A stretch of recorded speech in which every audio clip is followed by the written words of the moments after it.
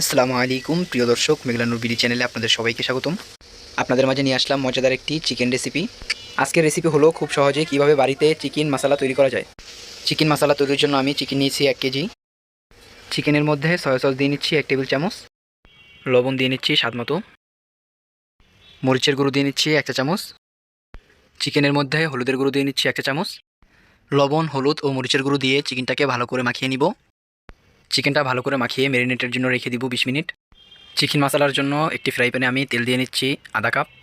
তেলটা গরম হলে ম্যারিনেট করে রাখা মাংসগুলো একে একে তেলের মধ্যে দিয়ে দিব ভাজার জন্য। মাঝারি আঁচে চিকেনগুলো 5 মিনিট সময় নিয়ে ভেজে নিব। চিকেনের এক পাশ ভাজা হয়ে গেলে অপর পাশ উল্টিয়ে ভেজে নিব। চিকেন মশলা তৈরির জন্য অবশ্যই খুব ভালোভাবে চিকেনটা ভাজতে হবে। চিকেনটা খুব ভালোভাবে ভেজে নিয়েছি। এবারে চিকেনটা অন্য পাত্রে তুলে নিব।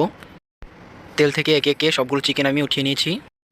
এ পর্যায়ে আমি চিকেন মশলা তৈরির জন্য একই তেলের মধ্যে তেজপাতা দিয়ে নিচ্ছি 2 পিস, দারুচিনি দিয়ে নিচ্ছি 2 পিস, এলাচ দিয়ে নিচ্ছি 3 পিস, লবঙ্গ দিয়ে নিচ্ছি 4 পিস।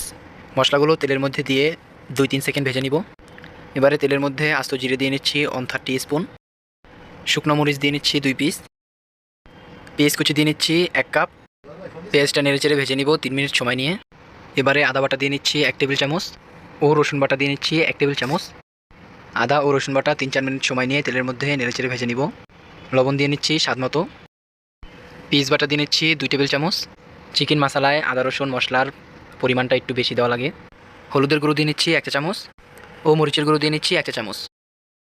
ধনিয়া গুঁড়ো দিয়ে নিচ্ছি 1 চা চামচ, জিরার গুঁড়ো দিয়ে নিচ্ছি 1 চা চামচ। ভালো করে নেড়েচেড়ে মশলাগুলো তেলের মধ্যে ভেজে নিব 2-3 মিনিট। এবারে ব্লেন্ডার করে রাখা টমেটো পেস্ট দিয়ে নিচ্ছি 1 কাপ। টমেটো পেস্ট দিয়ে মশলার সাথে নেড়েচেড়ে ভেজে নিব 2 মিনিট সময় নিয়ে। এবারে সামান্য পানি দিয়ে মশলাটাকে মাঝারি আঁচে কষিয়ে নিব 5 মিনিট সময় নিয়ে। মশলার মধ্যে এবার গরম মশলা দিয়ে নিচ্ছি 1 চা চামচ। মশলা কষানো হয়ে গেলে উপরে তেল উঠে আসলে এই পর্যায়ে ভেজে রাখা মুরগির মাংসগুলো মশলার মধ্যে দিয়ে দিব। মুরগির মাংসগুলোকে মশলার সাথে খুব ভালো করে নেড়েচেড়ে মিশিয়ে নিব। এই পর্যায়ে ঢাকনা দিয়ে ঢেকে মাঝারি আঁচে রান্না করব 10 মিনিট সময় নিয়ে। 10 মিনিট পর ঢাকনাটা উঠিয়ে ভালো করে নেড়েচেড়ে দিব। চিকেনগুলো খুব ভালোভাবে সেদ্ধ হয়ে গিয়েছে। এই পর্যায়ে চিকেনের মধ্যে দিয়ে দিব 1 চা চামচ ভাজা জিরের গুঁড়ো। মাংসের সাথে জিরের গুঁড়োটা ভালো করে নেড়েচেড়ে মিশিয়ে নিব। এই পর্যায়ে মাংসের মধ্যে দিয়ে নিচ্ছি ভাজা মেথি পাতা বা ভাজা কেশরি মেথি গুঁড়ো।